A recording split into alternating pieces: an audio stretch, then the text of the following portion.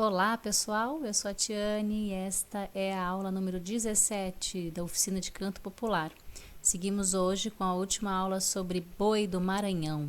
Então, eu quero falar um pouco mais sobre o boi do Maranhão. Eu falei algumas coisas gerais sobre o boi, né? Falei sobre o pandeirão, as matracas, que são aqueles pedaços de madeira, né, que batem um no outro. Falei do 2 contra o 3, aquele ritmo pá, pá, pá, pá, pá, pá, pá, pá, pá, pá, pá. Falei dos maracás. E tudo isso que eu falei na semana passada está relacionado a um tipo de sotaque de boi. Então hoje eu vou dar uma explicadinha maior aí sobre o que é essa coisa do sotaque, porque a gente aqui, né, no sul, aqui em São Paulo, a gente fala de boi e a gente acha que é tudo igual os sons do boi. Mas lá no Maranhão, quem é de lá vai me puxar a orelha aqui se eu não explicar tudo isso, que existem vários sotaques de boi. O que são os sotaques do boi? Sotaques são os ritmos e os elementos, a musicalidade, a indumentária, né, as roupas, os enfeites, eles têm um pouco de diferença dependendo da região do boi, lá mesmo no Maranhão. Então a gente tem vários sotaques de boi. Tem o sotaque de matraca, que é um pouco mais daquele que eu passei para você semana passada. Ele tá dentro desse sotaque do boi de matraca. Ele é também conhecido lá como boi da ilha. Ele tem esse ritmo mais frenético com as matracas. Tem umas matracas gigantes, assim, com uns pedaços de pau enorme. E tem todo um jeito lá de tocar, né? Assim, baseado no que eu falei de 2 e 1, o ritmo. Há quem diz que as origens mesmo desse boi de matraca é do Piauí, que tá ligado aos vaqueiros lá de matraca, ao boi de matraca do Piauí, que aí esse pessoal acabou migrando para essa região do Maranhão, da ilha, e lá acabou virando esse sotaque aí da matraca, que é muito conhecido. Tem muitos grupos do Maranhão que são dessa levada do boi de matraca. O boi da maioba é um boi de matraca também. No boi de matraca tem uma coisa muito, muito interessante para nós aqui que estudamos canto popular, né? Porque no boi de matraca, diferente dos outros, a figura do cantador, ela é muito importante, ela é uma das mais importantes. Então você vê nas apresentações do boi de matraca aquela multidão de gente na rua, com aqueles chapéus enormes, né? Com as penas. E no meio da multidão, o cantador com seu microfone, e ele canta sempre sozinho. Então tem aquele momento de cantar e tá aquele silêncio, todo mundo tá ouvindo mesmo o cantador. Eles têm vozes muito potentes, a melodia, a rítmica que eles usam, a entoação da voz, são grandes cantores mesmo. Quero que vocês prestem atenção na potência da voz deles. E então, por conta disso, eles exercem aquele fascínio, até falei um pouquinho disso na aula passada, eles têm o direito de exercer a poligamia. Eles podem se casar com mais de uma mulher, não tendo nenhum problema perante a sociedade. Então é aceito, porque ele é quase um príncipe, né? Ele tem um papel diferente naquela comunidade, pelo fato do que ele alcança com a voz dele. É bem curioso isso para nós. Aí o outro sotaque que nós temos lá, que é o sotaque de orquestra. O sotaque de orquestra é um dos mais conhecidos também. Ele foi criado na década de 60, sofreu bastante influências europeias, e ele já é um boi que tem sopros e tem cordas. Então, assim, ele tem essa influência europeia, mas ele também poderia se dizer que é um boi, assim, muito... Poderia dizer que ele nasceu no Maranhão mesmo, porque essas cordas que ele tem parece um pouco também uma coisa meio do swing do reggae maranhense, né? E ele é um boi da região de Munim.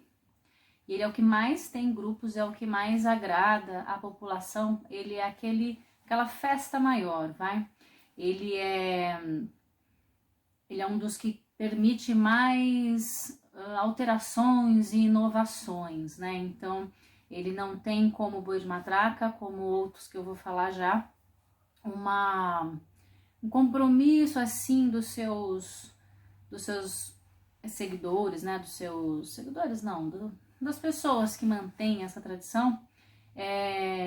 em resguardar elementos que vêm sido trazidos assim de geração em geração. Então ele já é um pouco mais assim carnavalizado, né? Então a dança, as fantasias, as intervenções de apresentações, o jeito que se apresenta, como se coloca, já é uma coisa muito mais assim de carnaval, né? Então valoriza assim muito a figura da Índia, então as meninas, as mulheres se fantasiam com muitas penas, cocares, então tem essa figura forte. O ritmo acaba sendo um pouquinho mais lento, também acho que até por conta dessa coisa de permitir uma maior encenação, né, nas apresentações. Agora ele tem, né, permite mais intervenções, assim, do que aqueles são mais tradicionais. Tem a parte boa e tem a parte ruim de sempre, né? Tudo tem a parte boa e a parte ruim. Então a parte de permitir sempre tudo, ele acaba ficando uma coisa mais festiva, assim, como uma coisa mais midiática, porém ele acaba, tem cantoras também, grupos em que é a cantora que está à frente de puxar ali a cantoria do boi. Ele não tem os cantadores não têm a mesma função do que um boi de matraca, por exemplo, onde a função do cantador, do amo, é muito importante. Mas enfim, através do boi de orquestra, uma grande gama da população também se identifica e gosta e leva adiante essa manifestação. Aí a gente tem também o boi de zabumba, que é um dos mais antigos do Maranhão. E esse boi de zabumba, ele é bem diferente dos outros bois. Ele é a zabumba, como o nome diz, né, que é o instrumento principal. Ele não tem aqueles pandeirões que toca aqui, ele tem umas zabumbas, zabumba, maracás, os maracás tem também, e os pandeirinhos, que são pandeiros menores, feitos assim com tubos de PVC grande e couro de animal, couro de bode. Então, pequenininho, que toca aqui na mão, e a zabumbona. E o ritmo dele, ele não vai ter aquele tatraca, tatraca, tatraca, tatraca, tatraca, do 2 e 1, do ritmo que eu falei na aula passada. Ele já tem um ritmo muito mais assim, ele é mais africano, sabe? Ele é muito mais ligado assim à ancestralidade africana. Ele não é tão divulgado quanto os outros bois, né? O da ilha de matraca ou de orquestra, por exemplo. Ele tá ligado também com uma população um pouco mais periférica, né? Curioso isso, né? Na cultura popular. Aqueles ritmos que estão mais ligados com uma identidade negra, com uma identidade pobre, no caso que é esse, por exemplo, né, esse mais antigo, ele tem menos visibilidade, né, do que um boi de orquestra, que já tem outros elementos que não só dessa valorização do povo negro. Enfim, tem também o sotaque da Baixada. O sotaque da Baixada também é conhecido como boi de Pindaré, bem conhecido esse também. Também usa as matracas, também usa pandeirão, mas ele é mais sutil, não tem aquelas matracas gigantes do boi de matraca, que é a figura principal no boi de matraca, é a matraca. O da Baixada, ou Pindaré, os pandeirões também são utilizados, as matracas menores. Tem várias apresentações, vídeos que a gente acha na internet sobre o boi da Baixada que a gente nem vê tocadores de matraca, por exemplo. Mas ele é bem parecido, o ritmo também, com esse 2 e 1. E o último, que é o sotaque Costa de Mão. Esse é bem curioso também, ele foi fundado mais ou menos por 1900, na década de 50, e ele está ligado com o pessoal do município de Cururupu, que é um município também mais pobre da região. Então ele tem essa coisa tem os pandeirões, que nem o pindaré, que nem o de matraca, só que esse pandeirão, ele é tocado, não é mais batido com as mãos, ele fica pendurado no pescoço por um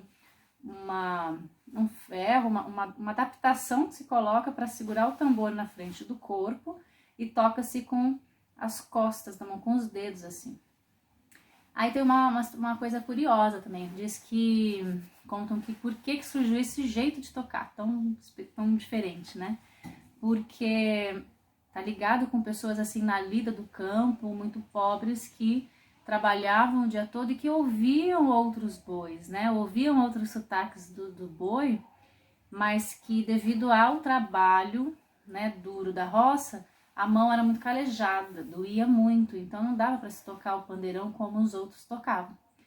E aí, para não deixar de brincar, para não deixar de ter esse direito também a se manifestar, a se colocar, a se expressar e a brincar com a música, eles começaram a tocar com as costas da mão.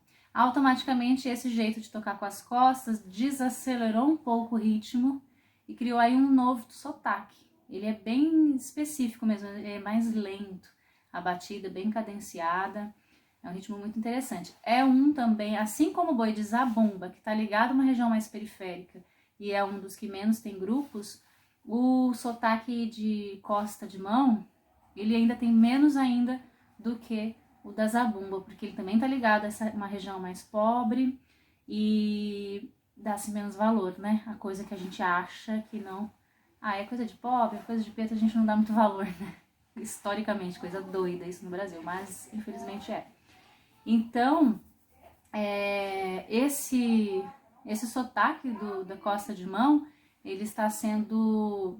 Tem vários projetos em cima dele para tentar resgatar, tentar preservar, para que não se acabe esse sotaque também lá do Maranhão.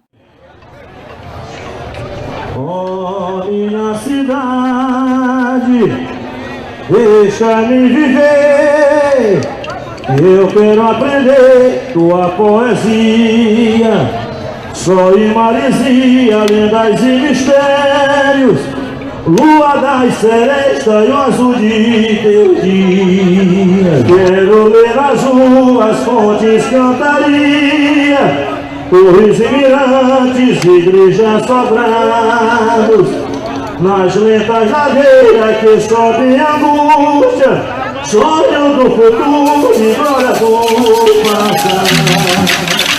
Quero ouvir